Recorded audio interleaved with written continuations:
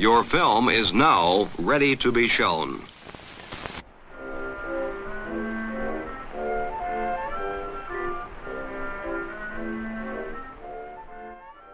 Good morning.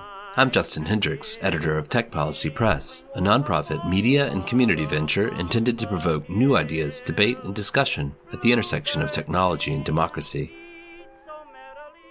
At Columbia University, data scientist Chris Wiggins and historian Matthew Jones teach a course called Data, Past, Present, and Future. Out of this collaboration has come a book, How Data Happened, A History from the Age of Reason to the Age of Algorithms, to be published on Tuesday, March 21st, 2023 by W.W. Norton. This book should be required reading for people working with data to solve problems. It promises a sweeping history of data and its technical, political, and ethical impact on people in power. I had the chance to speak with the authors ahead of the book's publication. Hi, I'm Matthew L. Jones. I'm the James R. Barker Professor of Contemporary Civilization in the Department of History at Columbia University. So I'm Chris Wiggins. I'm an associate professor of applied mathematics here at Columbia, also affiliated with the Data Science Institute, and also the chief data scientist at the New York Times. You're the authors, of course, of How Data Happened, A History from the Age of Reason to the Age of Algorithms. Let's start just a little bit with your perspectives, because you do bring two very different perspectives to this book. Matthew, maybe we'll start with you. Yeah, so I'm a historian of science, and I've had a long-term interest in how is it that mathematics came to have such a central role in the way we organize our societies. And so I worked a lot on figures from several hundred years ago. And more recently, I've been interested in the radical transformations we've seen in the last, say, 40 years. And so I bring reflections upon a moment in which the obviousness of turning to math is unclear, to look at our own moment where it's a constant reflux, a central way that administrators, business people, academics, and everyone else will regularly turn to all kinds of quantitative evaluation in everything we do. Chris, what about you? I would say I'm a technologist, so I actually am a practicing data scientist and also an educator.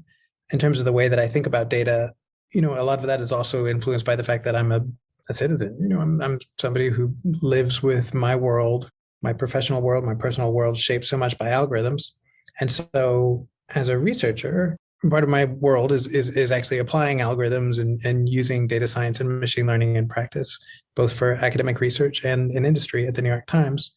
Part of that is to try to understand that. How did it come to be that way, where our world is so much shaped by algorithms?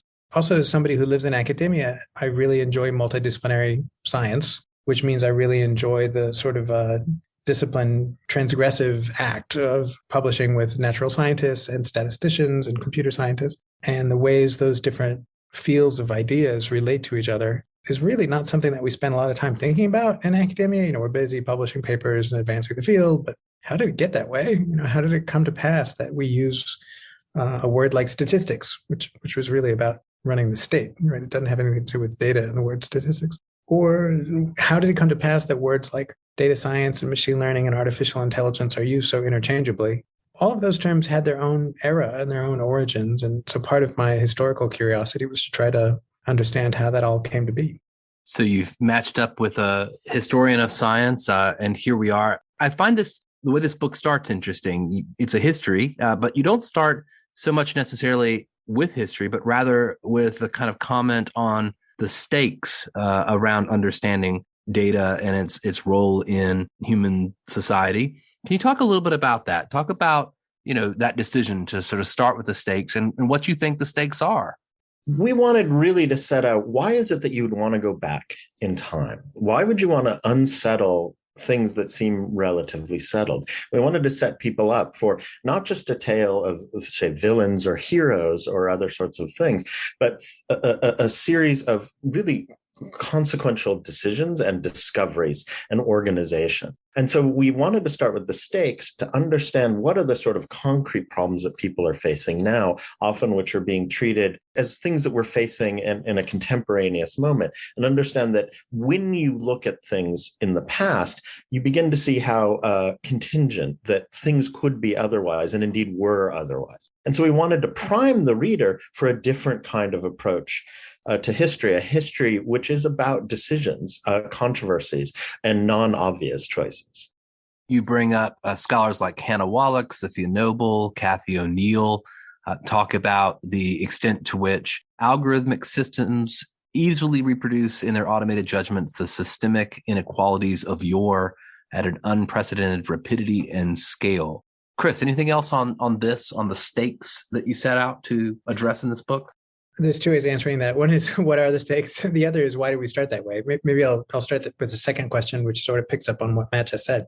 There's a claim implicit in the book that a historical view is a useful view to all of us who are thinking about our present day. And so by starting with present day, we're sort of putting a flag in the ground for where the through line is going to point. We're not claiming that we're going to take a specific time in history and go deep on that particular intellectual transition. Rather, we're starting out with the present day stakes to say we're going to take a historical view that we claim will help the reader understand these particular contexts, present day contexts, and the predicaments associated with the present day context. So in terms of the stakes, yeah, it's a feeling that more and more world is ruled by algorithms and data. It's sort of a loss of a feeling of control. It's in some sense an attempt to make sense of how it came to be that way and how these different intellectual threads tie together into present day. And those threads, we argue in the book, have centuries long history, even though it seems like every day there's a new headline and that headline is somehow presented as free of context. Like there's never been a chatbot before, ChatGPT last month or something like that. So part of what we're trying to do is to point out to people how useful it can be to be aware that there was a world before, 5 headlines ago, and understanding that world can actually give you a lot of framework for understanding present day, where it's headed, similar contests of the past, and how resolution of those contests is totally relevant to the contests that are being fought right now. You've already nodded to the idea that the sort of gathering of massive amounts of data was first a role for the state. You mentioned in the book that, of course, there are long traditions of collecting information, you say, about lands and peoples in China and Incan space, all over the world, really. But you start the book really in the 18th century and focus, really on the sort of Enlightenment movement, European states. Why do you start there? Well, we're actually reading about it and teaching about it right now. So that's very much on my mind. Part of what's on my mind right now is it's true that people have gathered data to rule states for a long time. And in fact, the origin of the word statistics sort of says to you that keeping data about a people is intimately related to ruling those people. In fact, if you look at books like James C. Scott's books, Seeing Like a State, for example, there's an implicit argument there that you don't have a state unless you start enumerating people. The reason we chose the period that we did, late 18th and mid 19th century, was this audacious idea that techniques from scientific method and celestial mechanics and other fields that had really blossomed in the previous century or two, that those techniques could be used to understand societies and peoples. And so what we start out with is a set of audacious attempts mostly in the 1800s. By the end of the 19th century, people are taking techniques from the natural sciences, techniques for really advanced, say, astronomy and celestial mechanics, and trying to use those same techniques for understanding people or psychology or intelligence, what even that means. It's really a transformative time where people thought they could use that sort of scientific thinking and apply it to things that previously had been moral sciences. One of the readings we're teaching tomorrow has the word moral in it, all over, about poverty and crime. People started trying to take science and use it to understand these problems of society. It was really a transformative time in which scientific techniques that look completely contemporary to us today first were applied to a variety of different fields, including these fields that previously had been reserved as moral subjects. You do introduce us to a Belgian astronomer. Tell us about him, Matt. What was his role in doing a little bit of what Chris is talking to, getting us to a kind of social physics? Quetelet was a Belgian astronomer who wanted to build astronomy in Belgium, but along the way, in the sort of chaos following the French Revolution and its Napoleonic aftermath, he became really interested in how he could use all these new techniques for examining the stars that had really transformed astronomy. They were the pinnacle of French and German mathematics and astronomy of the time. And he was fascinated by what would happen if you began to use these same kind of tools to analyze all kinds of social problems and human problems. So he took techniques which in some sense were about questions of like many people looking at an observation of a star and began using them and examining individual people and then groups of people. And he began to introduce techniques that came out of the study of numbers and particularly of scientific concepts, and began to say that these might provide ways of gaining traction on understanding human phenomena such as crime or suicides or even characteristics like height and weight and other sorts of things. So is a vision that one could really apply these tools to these moral and social kinds of domains, and that you could then understand them in a way distinct from individual human choice and reasoning. And then above all, he was concerned with how is it that we might think of change that wouldn't be of a kind of destructive revolutionary character. He had, like his entire generation, experienced the effects of a kind of revolutionary sort of violence. And he was envisioning how could we understand society differently, and then how could we gradually transform it by transforming the characteristics of social groupings, which he often referred to in a 19th century language of race. Well, let's talk about that. You then move to another fellow, Galton, who maybe takes this in a different direction from surveying, masses of people and trying to understand maybe that social physics to using the collection of massive amounts of data to understand individuals, target individuals, look for outliers and anomalies. Talk a little bit about that, the extent to which that leads us in perhaps some dark directions.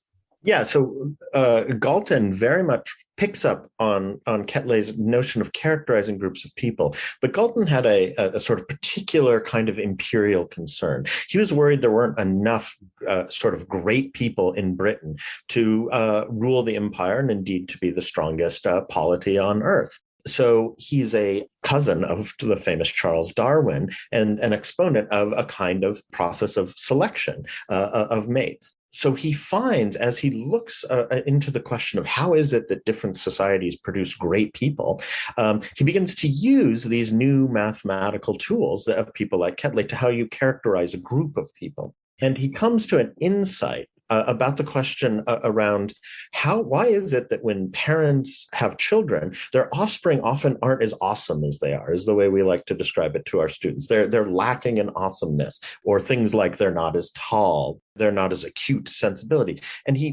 in examining this problem, he comes to an incredible breakthrough, which is a mathematical technique called regression. And regression is an everyday technique that every scientist, almost every social scientist, we use all the time. Our children have scientific calculators that compute this. For Galton, it was initially a way to understand this phenomena of why it is that when you're trying to sort of manipulate a population, it's extremely hard because the outliers don't stay as outliers. But along the way, and in pursuit of this policy, he comes to make central a fundamental way of understanding how two or more quantities relate, and then a process of thinking about how they might be causally or other kinds of related. So his concern was what he branded eugenics, which was the improvement of the human species, which was to have and continues to have a very dark legacy around the world. Just to draw those two subjects to your first question about the stakes, part of what we're trying to do here is to say that there's historical antecedent to the desire to improve society, and you want to improve society using whatever is the latest tech of the day, and often using all the data you can get your hands on. And for Quetelet, and later for Galton, so in large part what they were doing was trying to take the latest technology available to them in the day, and the data they could get their hands on by hook or crook, and we talk quite a bit about how did they go about getting their hands on some data, and then imposing on it a particular worldview and saying, okay, well, science tells us that this worldview is the right worldview because I've been able to take this worldview, express it in terms of whatever is the latest technology of the day. For example, the normal distribution or linear, regression, whatever was the latest tech. And just because you take the latest tech and you impose into it your worldview doesn't mean that somehow validates your worldview. That's what goes on in quite a bit of Quetelet and Galton as I think a good place for us to start our story. And you do go on about data-driven racisms, how those intersect with the problems of modern society. I like this bit here. Much of the history of statistics intertwines with the long, sorry tale of attempts to prove that social hierarchies rest on innate differences between people, whether differentiated by sex, race, or class. We've been duped time and again by such claims, which have persisted to our genomic age. You have an entire chapter on just the exploration of intelligence as a kind of quotient. What does our long fascination with that sort of tell us about data and its role in society? I think a lot of it is the way that different fields get used as a mirror. Some new technology happens, and a lot of researchers ask, what does that tell us about how we understand ourselves? Intelligence is a good example. So part of what we talk about in the last week's lecture in class, actually, is attempts to go about establishing various biases by just collecting numbers of things. For example, the size of skulls of different demographic groups. This is well documented by previous authors, to be clear. A long history of phrenology and people just trying to measure the size of your cranium and then draw some conclusion from that. All of that failed quite miserably, and quantitative thinkers moved on to trying to figure out, well, let's try to get at intelligence in a more operational way, not just looking at the size of your skull, which turns out not to correlate with anything, but instead looking at some sort of summary statistic for how well you perform on various tasks. So for Spearman, who we're teaching tomorrow, actually, that was to make one summary statistic out of your performance in, for example, your grades in university. So what he showed is not false, what I'm about to say, that if you take sort of a point cloud of all of your grades and you do that for many different students, you'll see that they can be described well as falling along one line in this cloud of different grades. And that is a thing which he made real, which is to say he reified it, and he reified it into a general number that quantifies your intelligence. Sure enough, turns out that him and everybody else who scored well in classics had a high value on this number. And he said, therefore, I have captured what is true energy in your brain, so to speak, an actual physical meaning of your general intelligence factor. That went on to have all sorts of interpretations, none of which is at all borne out by the scientific process he went through. So long before artificial intelligence, like 50 years before artificial intelligence, that's part of what we teach students, is this history of people trying to take the complexity that is a human being and reduce it to one number in the form of an intelligence value. And this very much speaks to why begin in the 18th century. There's a long history here, but a limited history of the prestige that comes with being able to claim science validates a particular conception of humans and of human hierarchy. And so what we see in the book is time and again efforts to do that. And as in the case of intelligence, and is happening in some quarters with the use of these data technologies today.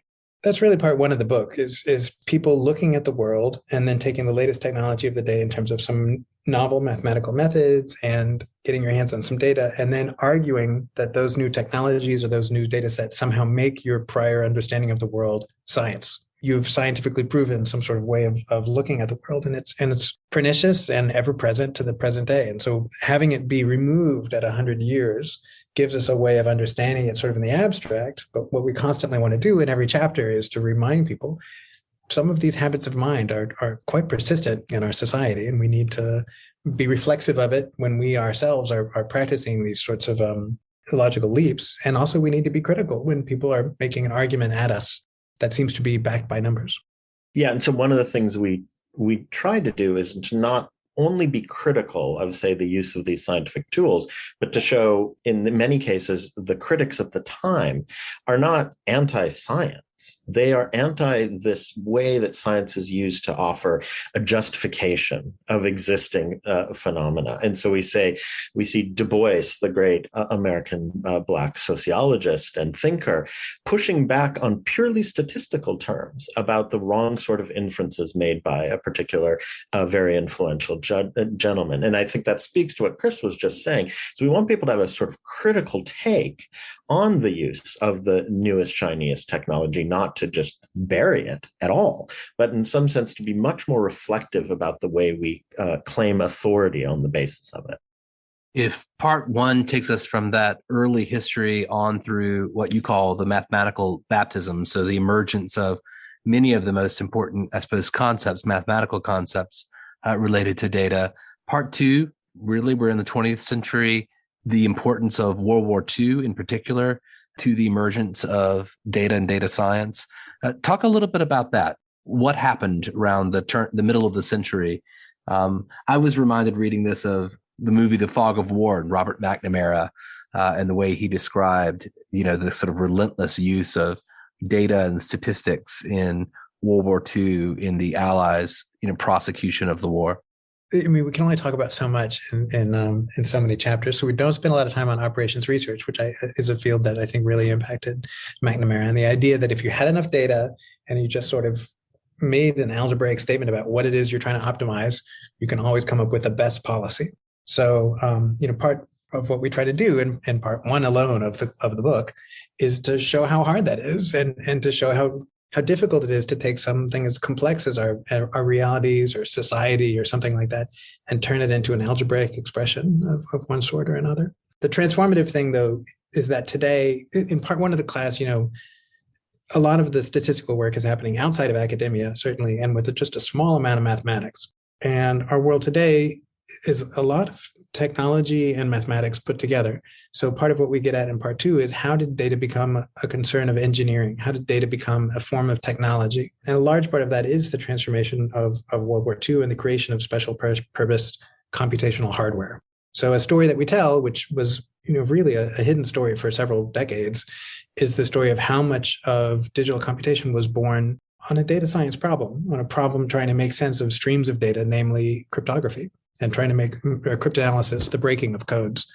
And it's, as a technologist, I would say it's an undertold story, how much of the technology was created at Bletchley Park, which we spent a lot of time at in the book. And also, to be fair, among Polish mathematicians who, even before Bletchley Park, had sort of shown British and French mathematicians how to break codes using special purpose hardware. Post World War II, though, you have the incredible financial support of the United States government and what comes to be called the military industrial complex, funding the development of digital computation through IBM, through Bell Labs, through a bunch of other players to create computation. So it's really that computation, which I think for many of us, we're introduced as computation as like thinking very clearly about logic problems and things like that. But a lot of computation was built by, motivated by, funded by attempts to deal with streaming data, often in the case of breaking codes. So that's part of the story that we tell, and part of what we think is a context for making clear our present day. How did it come to be the case that we have technology that allows us to store and process such abundances of data? Yeah, at an industrial scale. So often when we think of Bletchley Park, people think of Alan Turing, and that's not wrong. But it was only the conjunction of people like Turing combined with staff and machines that could handle large amounts of data. And that's really the transformative moment. How does that expand then in the secret world, in the military world, and then in the financial world? And that computation might be about large masses of data, not about, say, numerical calculation or merely logic or something like that, but really an industrial concern that's going to require those kinds of industrial resources and a workforce that's committed to that. In part one, data is powerful because it's used as an argument for what is true. In part two of the book, as data becomes a technology deployed at scale, data is the power itself. One of the things that's useful in part two of the book, is a discussion of when people push back on too much data power in the form of state power. So part of the book is debates about privacy, mostly in the 1970s, when individuals were very concerned about amassing huge amounts of data about people in the hands of very few parties. Only the very few parties were the state. And a lot of our regulation that we benefit from today was really a benefit of people being very concerned about privacy. It's just they weren't concerned about companies having all the data. They were concerned about the state having all of those data. You end part two with this section, The Science of Data, and I was surprised and perhaps delighted to find you opening that section with Allen Ginsberg, and of course a quote from his poem, Howl. Tell us about why in the world Ginsberg at this point in the book. Because a famous data scientist, Hammerbacher, alluded to it in a moment, I think, of deep existential angst at the misfit between the sort of amazing new kinds of technologies that data science was producing and what its most dominant use was, which is getting people to click on ads. And so Hammerbacher, reflected on what's another moment of existential angst. Well, that classic sort of Cold War poem of Ginsberg, which really got a sense of the misfit between the aspirations of a generation and what they were in fact doing. And so I think it really captured a sense of this gulf between, as it were, the extraordinary reach and capacity of these new technologies and the incredibly narrow furrows into which they were largely being pushed by various kinds of corporate, governmental, intelligence, and other sorts of interests. Let's move to part 3 and talk a little bit about, well, the current day to some extent. You start off with the battle for data ethics, which I suppose we're living through. It seems to be playing out, at least on my Twitter feed, on a daily basis. You frame up what the kind of, terms of this battle really are. Just speak to that for a moment. By the end of the book, we want to get to a sense for where is power going, and to really frame that debate, we need to be slightly analytic about where are the sources of power. We often, in the headlines, you'll look at some act performed by a private company, and people will say, okay, well, we as individuals should do something about that, for example, by not using that company, or the state, which represents us, should do something to limit the power of that private company. So we get there by the end of the book in part by starting with one of the sort of narrative framings of what does it mean for a company not to be bad to us, and that is under the term ethics. So the battle for ethics is partly about that fight over the last 10 to 15 years as power has arisen in private companies, and individual citizens, also members of the democratic electorate, by the way, have looked at these private companies and say, well, these companies should stop being so bad. And people have tried hard to be more analytic about what they mean by being bad. And for those of us who are coming from academia, there's a particular applied ethical tradition around being bad, around rights, harms, and justice, and trying to look at the role of scientific researchers and how they make sure that they are doing ethical conduct in their research, which has been partially, but not perfectly, grafted onto the way we talk about what these private companies do with our data. After all, these private companies are run by technologists, often ex-academics, or even people who go back and forth in the now revolving door between academia and machine learning-driven companies. So that battle to define ethics and then to demand ethical behavior by tech companies is part of the milieu we try to make sense of in that particular chapter. You talk about the history of ethics in science and how science essentially evolved a sort of method to deal with ethical failures in this section from Tuskegee to Belmont. For the listener that doesn't know anything about Belmont or IRBs or the Belmont Report, can you give just a bit of context on that and why you think that framing is important, especially as we move into the current age? Yeah, so the chapter on the battle for ethics opens up with two quotes. One from a lawyer who says, I want to strangle ethics every time I hear about ethics from tech companies, which is motivated by a reasonable place. It's coming from the place that the word itself is used in a malleable way that allows those who are in power to define what ethics even means. And if you allow people in power to define ethics, then you will often end up in ways that don't actually advance what individual people who are thinking about, say, consumer protection mean when they start talking about the word ethics. So we open up with that quote and contrast it with a quote from the Belmont Report. The Belmont Report says, these basic principles, among those generally accepted in our culture, are particularly relevant to the ethics of research involving human subjects, principles of respect for persons, beneficence, and justice. So the Belmont Report in 1978 was trying to make ethics not only well-defined, but actually a government specification for ethics. So we bring those out as two sort of ends on the spectrum. One, ethics is something fuzzy, and anybody who wants to can get up and say whatever they think ethics is. And on the other end, an attempt nearly 50 years ago by the U.S. government to make a government specification for ethics.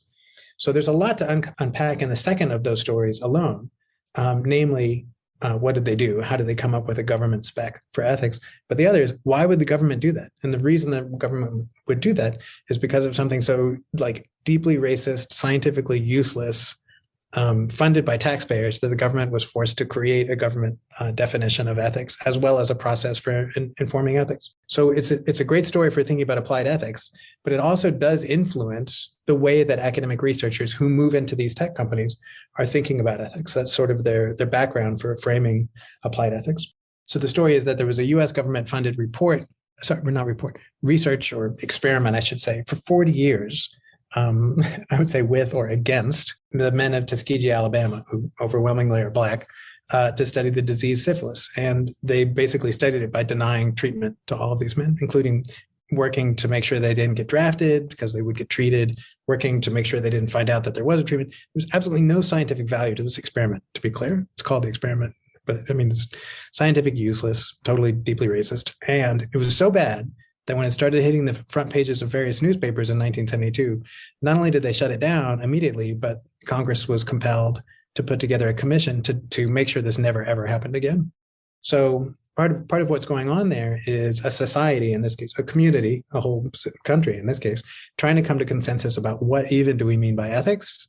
How are we going to define it? And then how are we going to design a process to make sure that this never happens again in our name and with our money, our taxpayer dollars? So that background took a lot of work for some really smart people, and they worked hard to define it and to design a process for it, which I think is useful as a backdrop for seeing how ethics can be not just philosophy, but like an applied field that constrains people's decisions. And also, like I said, that is the backdrop from which, you know, people in the social sciences in particular that move into tech companies, they have that as part of their training to think about ethics under that applied tradition.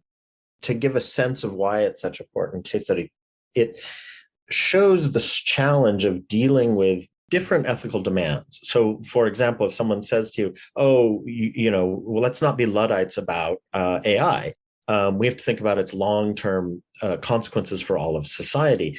That's an example of a kind of form of reasoning that says what we do is the best for society taken as a mass, and that is in contrast to, say, a point of view that says we always need to enshrine the respect for each person taken as a being in themselves. So Belmont says that's got to be fundamental to any consideration of an ethical situation, that you've got to think about both of those things carefully. And then, and Chris articulated this earlier, it's also attached to a sense that these ethical principles can't just be for the seminar room or a conference room, that they have to be connected to what they have to be empowered in some way. And in science that's funded by the US federal government, that's relatively straightforward, though uncomfortable for many scientists, which is that all scientific experiments involving a certain participation of human beings have to go through a very arduous and annoying to many people bureaucratic process. That bureaucratic process is the empowering of the ethical approach. And we don't necessarily say that is the right approach, but it's a combination both of a thickness of the ethical consideration with a way that it's actually embedded into institutions such that it is purchased. In the corporate setting, neither of those is particularly clear, hence a battle for AI ethics that we really want to get across.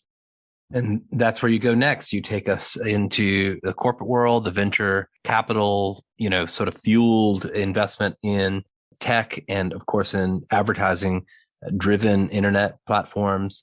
You talk about the consequences of the attention economy, questions around how our kind of mediated reality operates in this environment. So you take us from this type of consideration, perhaps of the kind of bureaucratic or very heavily bureaucratically laden consideration of ethics and possible harms to humans in experimental contexts that is present in science. And then we move into a context where there appear to have, for many years, been none of those types of considerations, which is the kind of venture capital backed Silicon Valley approach to tech.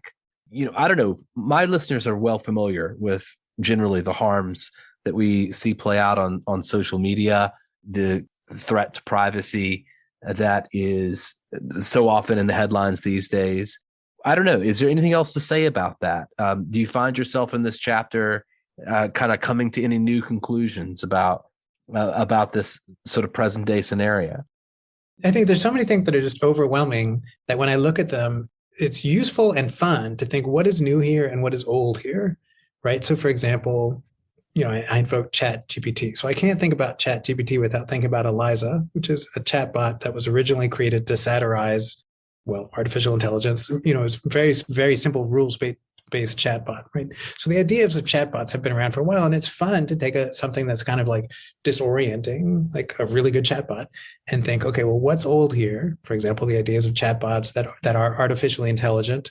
And what's new here? For example, something that hoovers up abundance of data and in principle could be regurgitating text that's under copyright, for example, or text that includes personally identifiable information, in the same way that the analogous technique applied to images we have seen over the last few months, could spit out things that are uncannily resembling licensed images that were used to train those tools. So, for example, in the present day, I think there's a lot to be said. There's a lot to be said. I mean, including one of the things we wanted to do with the ethical chapter was just to get analytic about what even do we mean by bad. Like in Belmont, they worked really hard to make a little hierarchically organized ontology of unethical. Beneficence is about, harms. Are you doing good? Are you doing bad? Respect for persons includes things like the idea of autonomy of the individual, informed consent. Are you not just doing something that's good for people, but have they really consented to have their data used in a way that, even though you're sure it's good, it's not real clear that it's ethical if you're not giving people the right to consent to that thing, even though you're real sure that you're not one of the baddies. That sort of tension is part of, I think, a useful analytic provided by the framers of Belmont. And then, of course, justice, which includes fairness as one of our norms, but it's not just limited to fairness. And by putting fairness as sort of one of the subpoints of ethics, you can say, well, there's other ways to be ethical besides just making sure you're fair. So I think there's a lot to be said about about ethics. And I think there's a lot to be said about the future. So in our chapter on the future, where we try to show people, we're writing a book, not a blog post. So we want it to be useful in another 3 years, is we try not to say, like, here's what's going to happen next week with Twitter's CEO, whatever. Instead, we try to say, like, here's a way to be analytic about power. And we try to introduce it around state power, which we often, as I said earlier, we also often look to governments as though governments are the only source of restraint on private companies. The ways that private companies themselves regulate each other or effectively deplatform each other. And then individuals who perform a role, which among legal scholars is called private ordering. But in the book, I prefer to just call it people power, in an analogy to state power and corporate power.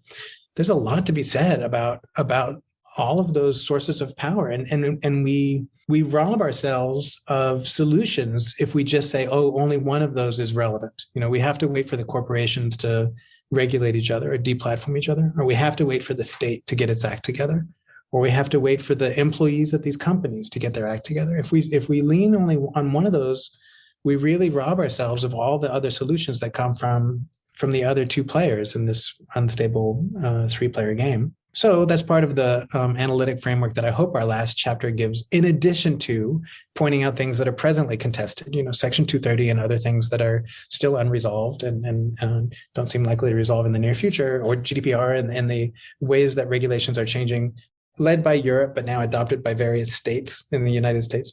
Those we try to spend that chapter talking to people about how the game is still in play, right? It's way too early to give up. And it's way too early to predict how the movie's going to end, right? Like, we don't know yet which powers are really going to dominate. And the nice thing about the metaphor of a 3-player unstable game is there may not be one long-term solution. It may remain a chaotic attractor among those 3 players. And just coming back to your prompt from the chapter on advertising and VC and things, if you think about, say, Chat GPT, what are the conditions under which a thing should come into being? There's a long list, scientific and other sorts of things.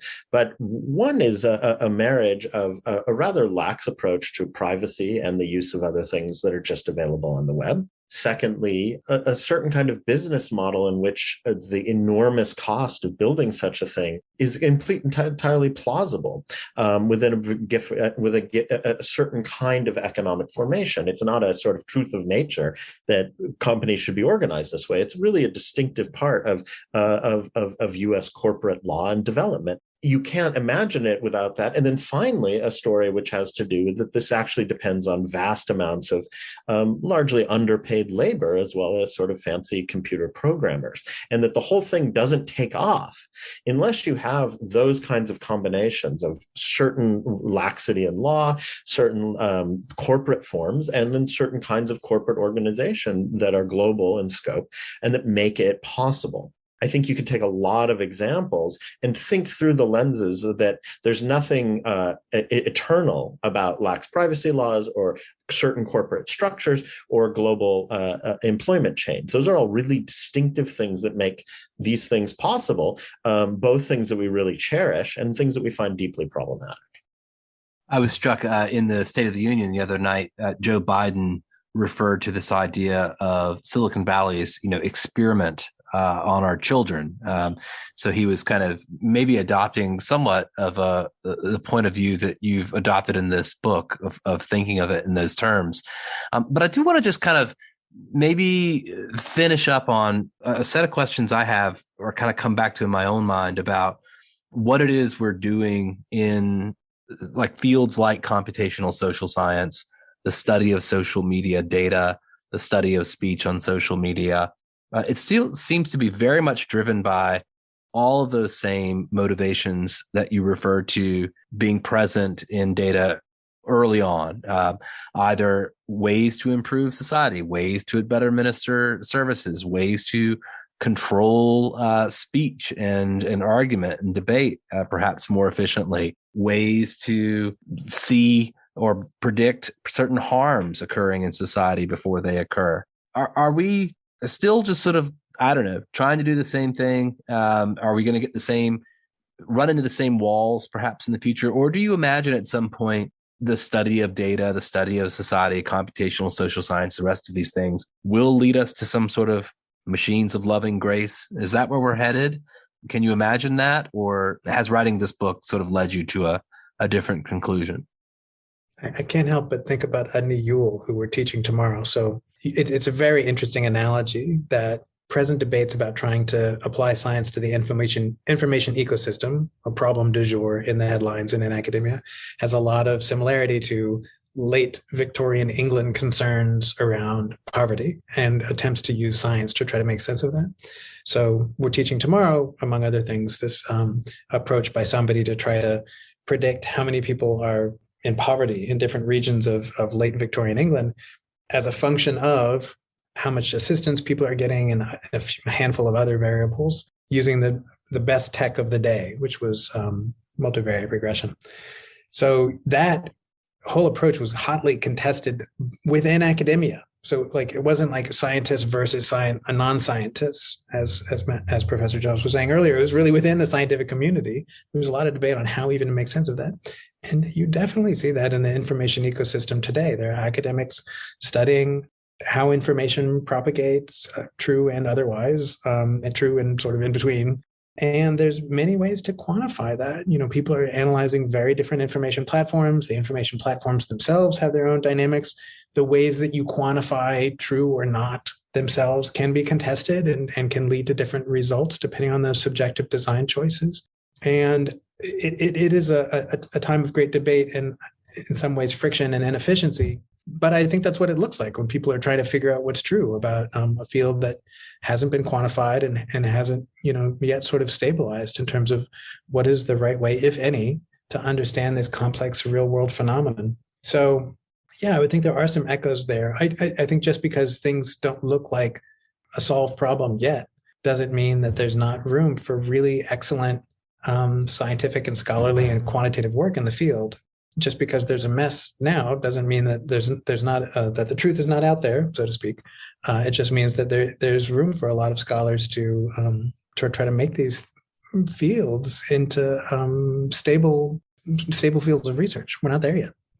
Yeah, and I think one of the things that runs through the book is we don't adopt a purely critical approach or a negative approach. Rather, we encourage actually a critical approach. That is, how do we reflectively use these for betterment? And we begin by noting that some of the early statistical tools were used to push back on questions of social and economic division. There are, however, a lot of people who would have us use these in ways that would reinforce existing social disparity and power disparities. And so it's an important and crucial thing, and we're very committed to this, both in writing this book and our teaching, of thinking about how to teach people to use these tools in a very self-critical way. But also part of that self-critical approach is to precisely recognize that there's very powerful interests that would have you draw conclusions that in many cases are not warranted. And so the stabilization of this is going to involve necessarily both a negotiation of what are the scientific or technical limitations of looking at data, but also the conditions under which people are drawing those sorts of conclusions, and their ability to use it in a careful way. In many cases, people are not in a position to use it in a careful way. And our collective endeavor has to be to both recognize the scientific limits and then to recognize the limits that are imposed by regulation, power, politics, and other sorts of things. You end the book by saying technology means change, but societal change takes time. As we've seen, sometimes it takes decades for technology to get integrated into society before it comports with our values and norms, if it does at all. Many potential forces, large and small, are available to us directly and indirectly to shape the relationships among technology and norms, laws and markets, and data's role in it all. I think if folks read this book, they'll have a better sense of all of those potential forces and the historical context for them. So I thank you both for writing it. Thank you so much, Justin. Yeah, thanks for having us, Justin.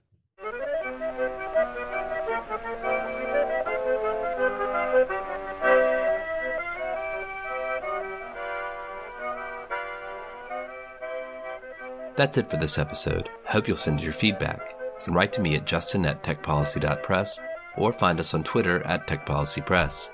Thanks to my guests, thanks to my co-founder Brian Jones, and thank you for listening.